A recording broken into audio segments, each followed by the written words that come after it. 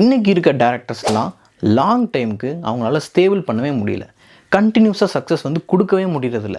ஏன்னா எந்த ஸ்டைல் வச்சு அவங்க வந்தாங்களோ அதே ஸ்டைல் வச்சு அவங்கள ட்ரோல் பண்ணுறாங்க, அவங்க படத்துக்கு ஹைப் ஏற்றி டிசாஸ்டர் பண்ணுறாங்க இந்த சோஷியல் மீடியா.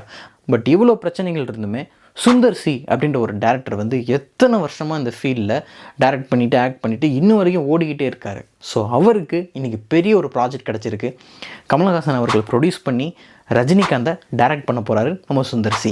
அந்த படம் 2027 பொங்கலில் ரிலீஸ்க்கு பிளான் பண்ணிகிட்டு இருக்காங்க. சுந்தர் சி அப்படின்னாலே மினிமம் கேரண்டி நம்ம எக்ஸ்பெக்ட் பண்ணலாம்.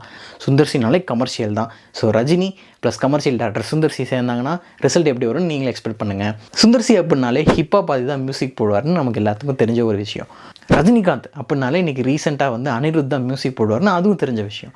சோஷியல் மீடியாவில் இந்த ஒரு விஷயம் பயங்கர காம்படிஷனாக போயிட்டுருக்கு. ஆதியனா தான் வேணும், ஆதியனா தான் வேணும் அப்படின்னு ஒரு பக்கம், எங்களுக்கு அனிருத் தான் வேணும், அனிருத் தான் வேணும்னு இன்னொரு பக்கம் பயங்கர காம்படிஷனாக போயிட்டுருக்கு.